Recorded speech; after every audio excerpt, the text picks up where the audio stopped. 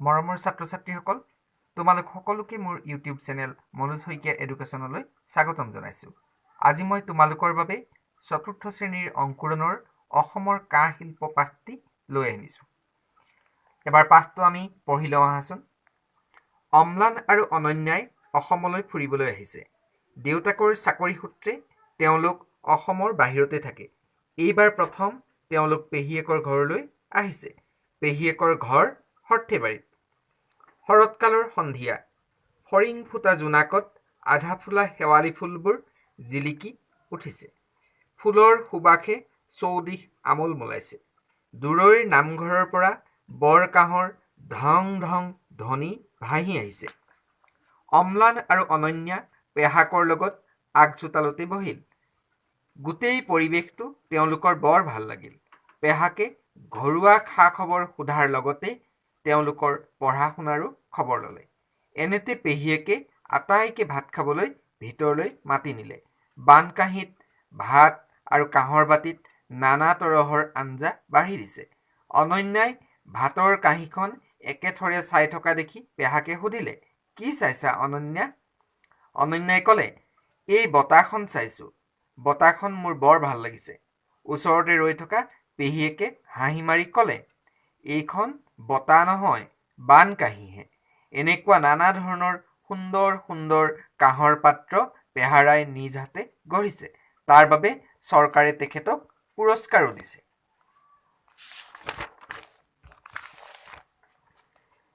পেহীয়েকৰ কথা শুনি অনন্যা আচৰিত হ'ল। তাই ক'লে, পেহাই ইমান সুন্দৰ সুন্দৰ বস্তু গঢ়িব জানে, কামবোৰো ইমান মসৃণ। অম্লানেও অনন্যাৰ কথাত হয়ভৰ দি ক'লে, সঁচা, আমাৰ পেহাই যে ইমান ভাল কাম কৰিব জানে। তেওঁলোকৰ কথোপকথন শুনি পেহীয়েকে এফাকি ফকৰা মাতিলে, হাতৰ নিব, কাণৰ নিব, দহু আঙুলি কোনে নিব? লগে লগে অনন্যাই পেহীয়েকক ক'লে, কি ক'লা পেহী, বুজি নাপালোঁ। এইবাৰ পেহীয়েকে তেওঁলোকক ফকৰা ফাকি বুজাই ক'লে, শুনাহক, মানুহে অৰ্জা, টকা পইচা, ধন সোণ আদি একেবাৰেই ক্ষণস্থায়ী, অৰ্থাৎ এইবোৰ সদায় নাথাকে। আনে নিব পাৰে, হেৰাই যাবও পাৰে। কিন্তু মানুহৰ হাতৰ বিদ্যা সদায় মানুহৰ লগতে থাকে। ইয়াক আনে নিবও নোৱাৰে, নষ্টও কৰিব নোৱাৰে। অম্লান কৌতূহলী, তেওঁৰ বুদ্ধিও তীক্ষ্ণ। অম্লানে কৌতূহল দমাব নোৱাৰি পেহাকক সুধিলে, আপুনি এই কাঁহী বাতিবোৰ কেনেকৈ গঢ়ে, ক'বনে পেহা? পেহাকে হাঁহি মাৰি ক'লে, কাইলৈ পুৱা মই তোমালোকক কঁহাৰ শাললৈ লৈ যাম আৰু তাত সকলো দেখুৱাম। পাছদিনা পুৱা পিঠা পনাৰে জলপান খোৱাৰ পাছত পেহাকে অম্লানহঁতক কঁহাৰ শাললৈ লৈ গ'ল। কাঁহী, বাতি, লোটা, বানবাতি, ঘটি, গিলাচ, বটা, বৰকাঁহ, ভোৰতাল আদি কেনেকৈ গঢ়ে তেওঁলোকক দেখুৱালে। ডাঙৰ বাতি এটা দেখুৱাই অনন্যাই আচৰিত হৈ সুধিলে, এই বাতিটো ইমান ডাঙৰ পেহা? পেহাকে ক'লে, অঁ, এইটো হাতীখুজীয়া বাতি। এনেকুৱা বাতিত জলপান খায়। এইবাৰ পেহাকে কাঁহ শিল্পৰ বিষয়ে অম্লানহঁতক বিতংভাৱে বুজাই ক'লে। কাঁহ এবিধ মিশ্ৰিত ধাতু। তাম আৰু ৰাং জোখমতে মিহলাই জুইত গলাই কাঁহ তৈয়াৰ কৰা হয়। কঁহাৰ শালত নিয়াৰী, হাতুৰী, চেপেনা, কুন্দা, মহি, ভাটি আদি নানা ধৰণৰ সঁজুলি ব্যৱহাৰ কৰি কাঁহৰ বাচন গঢ়া হয়। ইয়াক যিমানেই ব্যৱহাৰ কৰা হয়, সিমানেই উজ্জ্বল হয়। কাঁহ শিল্প অসমৰ এবিধ লেখত ল'বলগীয়া কুটীৰ শিল্প।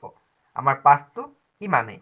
এতিয়া আমি পাঠভিত্তিক ক্ৰিয়াকলাপবিলাক এবাৰ চকু ফুৰাওঁ আহাচোন। ইয়াৰ প্ৰথম প্ৰশ্নটো হৈছে, অম্লান আৰু অনন্যা কাৰ ঘৰলৈ ফুৰিবলৈ আহিল? ইয়াৰ উত্তৰ হ'ব, অম্লান আৰু অনন্যা পেহীয়েকৰ ঘৰলৈ ফুৰিবলৈ আহিল। অম্লানহঁতৰ পেহীয়েকৰ ঘৰ ক'ত? ইয়াৰ উত্তৰ হ'ব, অম্লানহঁতৰ পেহীয়েকৰ ঘৰ সৰ্থেবাৰীত। সেই ঠাই কি শিল্পৰ বাবে বিখ্যাত? সেই ঠাই কাঁহ শিল্পৰ বাবে বিখ্যাত। পেহীয়েকে অনন্যাহঁতক ভাত খাবলৈ দিয়া কাঁহীবিধক কি কাঁহী বুলি কয়? ইয়াৰ উত্তৰ হ'ব, বানকাঁহী। হাতীখুজীয়া বাতি কি? হাতীখুজীয়া বাতি হ'ল এবিধ ডাঙৰ কাঁহৰ বাতি। এই ধৰণৰ বাতি জলপান খাবলৈ ব্যৱহাৰ কৰা হয়। ইয়াৰ পিছৰ প্ৰশ্নটো 9 নম্বৰ, কি কি ধাতু মিহলাই কাঁহ তৈয়াৰ কৰা হয়? ইয়াৰ উত্তৰ হ'ব তাম আৰু ৰাং হিচাপমতে মিহলাই কাঁহ তৈয়াৰ কৰা হয়। কাঁহেৰে গঢ়া কেইবিধমান বাচন বৰ্তনৰ নাম লিখা। ইয়াৰ উত্তৰ হ'ব কাঁহেৰে গঢ়া কেইবিধমান বাচন বৰ্তন হ'ল কাঁহী, বাতি, লোটা, ঘটি, বটা, বৰকাঁহ, ভোৰতাল, শৰাই, সফুৰা ইত্যাদি। কঁহাৰ শাল মানে কি? কাঁহৰ বাচন বৰ্তন তৈয়াৰ কৰা শাল বা কাৰখানাকে কঁহাৰ শাল বোলে। কঁহাৰ শালত ব্যৱহাৰ হোৱা সঁজুলি কেইবিধমানৰ নাম লিখা। ইয়াৰ উত্তৰ হ'ব কঁহাৰ শালত ব্যৱহাৰ হোৱা কেইবিধমান সঁজুলিৰ নাম হ'ল নিয়াৰী, হাতুৰী, চেপেনা, কুন্দা, মহি, ভাটি ইত্যাদি। ইয়াৰ পিছৰ প্ৰশ্নটো দিছে বৰ্ণনা কৰা শৰৎকালৰ সন্ধিয়াৰ পৰিৱেশ। ইয়াৰ উত্তৰ হ'ব শৰৎকালৰ সন্ধিয়া বাহিৰত ফৰিং ফুটা জোনাক, শেৱালি গছজোপাত আধা ফুলা ফুলবোৰ জিলিকি উঠিছে, ফুলৰ সুবাসে চৌদিশ আমোল মোলাইছে, দূৰৈৰ নামঘৰৰ পৰা বৰকাঁহৰ ধং ধং আৰু দবাৰ দুম দুম ধ্বনি ভাহি আহিছে। খ নম্বৰ প্ৰশ্নটো হ'ল বটা আৰু বানকাঁহীৰ ব্যৱহাৰ। বটা তামোল পাণ দিয়া কামত ব্যৱহাৰ কৰা হয়। বানকাঁহী মান্যসকলক ভাত খাবলৈ দিয়া কামত ব্যৱহাৰ কৰা হয় আৰু সম্ভ্ৰান্তসকলে ভাত খাবলৈ বানকাঁহী ব্যৱহাৰ কৰে। ইয়াৰ পিছৰ প্ৰশ্নটো হ'ল ভাৱ বহলাই লিখো আহা। হাতৰ নিব, কাণৰ নিব, দহু আঙুলি কোনে নিব? ইয়াৰ উত্তৰ হ'ব মানুহে উপাৰ্জন কৰা টকা, পইচা, ধন সোণ আদি একেবাৰেই ক্ষণস্থায়ী, অৰ্থাৎ এইবোৰ সদায় নাথাকে, আনে নিব পাৰে, হেৰাই যাব পাৰে, কিন্তু মানুহৰ হাতৰ বিদ্যা সদায় মানুহৰ লগতে থাকে। ইয়াক আনে নিবও নোৱাৰে, নষ্টও কৰিব নোৱাৰে। ইয়াৰ পিছত যুক্তাক্ষৰ ভাঙি পঢ়ো আৰু লিখো আহা। ইয়াত এই 3টা যুক্তাক্ষৰে দিছে ক্ষয় যোগ মূৰ্ধন্য ন, ক্ষয় ন যক্ষ্ণ, তীক্ষ্ণ, হ যোগ মূৰ্ধন্য ন, হয় ন ন, প্ৰাহ ন, হ যোগ দন্ত্য ন, হয় ন ন, অহ ন। এইকেইটা হৈছে ইয়াৰ যুক্তাক্ষৰ। ইয়াৰ পিছৰ প্ৰশ্ন দিছে তলৰ শব্দসমূহৰ যুক্তাক্ষৰবোৰ ভাঙি দেখুওৱা। মই যুক্তাক্ষৰবোৰ ভাঙি দেখুৱাইছো, চোৱা। কিন্তু ইয়াত এইটো যুক্তাক্ষৰ আছে দন্ত্য ন যোগ দন্ত্য ত যোগ হ্ৰস্বউ নয়তয়ন্তু। সুন্দৰ শব্দটোত আছে দন্ত্য নয় দয়ান্দ, দন্ত্য ন যোগ দন্ত্য দ। বস্তু বানানটোত আছে হয়তয়স্তু, দন্ত্য স যোগ দন্ত্য ত যোগ হ্ৰস্বউ। শিল্প, ইয়াত লয় পয় আল্প, এইটো যুক্তাক্ষৰ আছে ল যোগ প। স্থায়ী, হয়থয়াস্থ, দন্ত্য স যোগ দন্ত্য থ, হয়থয়াস্থ। অম্লান, এইটো শব্দত ময়লম ল, ম যোগ ল, এইটো যুক্তাক্ষৰ আছে। সূত্ৰ, তৈৰত্ৰ, ইয়াত দন্ত্য ত যোগ ৰ, তৈৰত্ৰ, এইটো যুক্তাক্ষৰ আছে। সন্ধিয়া, নয়ধয়ান্ধ, দন্ত্য ন যোগ দন্ত্য ধ, নয়ধয়ান্ধ, এইটো যুক্তাক্ষৰ আছে। আঞ্জা, নিয় যোগ বৰ্গীয় জ, নিয়জয় আঞ্জ, এইটো যুক্তাক্ষৰ আছে। ধ্বনি, ধৈবধ্ব, দন্ত্য ধ যোগ ৱ, ধৈবধ্ব, এইটো যুক্তাক্ষৰ আছে।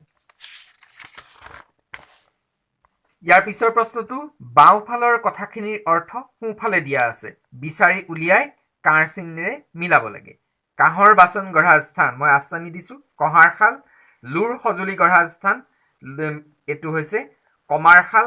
কাপোৰ বোৱা যতন, তাঁতশাল। ঢেঁকী ৰখা ঘৰ, ঢেঁকীশাল। সদায় জুই ধৰা ঠাই, জুইশাল। আৰু সৰিয়হ পেৰা যতন, তেলীশাল। ইয়াৰ পিছৰকেইটা হৈছে বাক্য ৰচনা কৰা। খা খবৰ, খা খবৰ হ'ব বহুদিন ল'ৰাজনৰ একো খা খবৰ নাই, খা খবৰ কৰ, খা খবৰ কৰিও হেৰুৱা গাইজনী পোৱা নগ'ল। খা খবৰ ল, মাজে মাজে আমাৰ খা খবৰ লৈ থাকিবাচোন। খা খবৰ ৰাখ, দেশ বিদেশৰ খা খবৰ ৰাখিব লাগে। হাতমুখ, হাতমুখ ধুই খোৱা টেবুলত বহা। টকা পইচা, টকা পইচা নহ'লে বহু কাম কৰাত অসুবিধা হয়। ধন সোণ, দেউতাকে ল'ৰাটোৰ বাবে অগাধ ধন সোণ সাঁচিছে। ইয়াৰ পিছৰ প্ৰশ্নটো হ'ল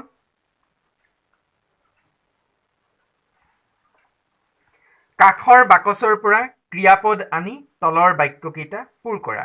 মই ভাত খাওঁ। ৰীনা সদায় স্কুললৈ যায়। আমটো মিঠা নহয়। মইনাই ভালকৈ নাচে। ৰহিমৰ দাদাক ডিব্ৰুগড়ত থাকে। আমাৰ এখন খেলপথাৰ আছে। তলৰ বাক্যকেইটাৰ ক্ৰিয়াপদত আস্তানা। অম্লান আৰু অনন্যা পেহীয়েকৰ ঘৰলৈ আহিছে। মই আস্তানি দিছোঁ এইকেইটা।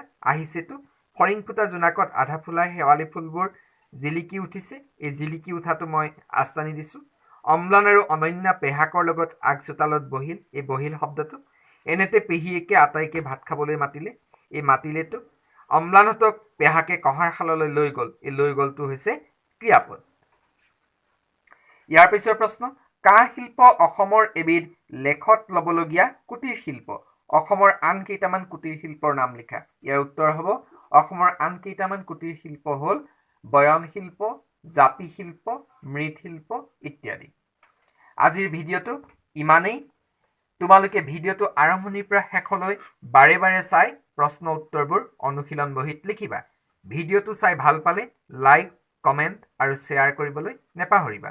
আৰু যিসকলে মোৰ চেনেলটো এতিয়াও ছাবস্ক্ৰাইব কৰা নাই সেইসকলে মনোজ শইকীয়া এডুকেশ্যন চেনেলটো ছাবস্ক্ৰাইব কৰিবা। শেষত তোমালোকৰ সুস্বাস্থ্য আৰু মংগল কামনাৰে মনোজ শইকীয়া ছাৰ। ধন্যবাদ।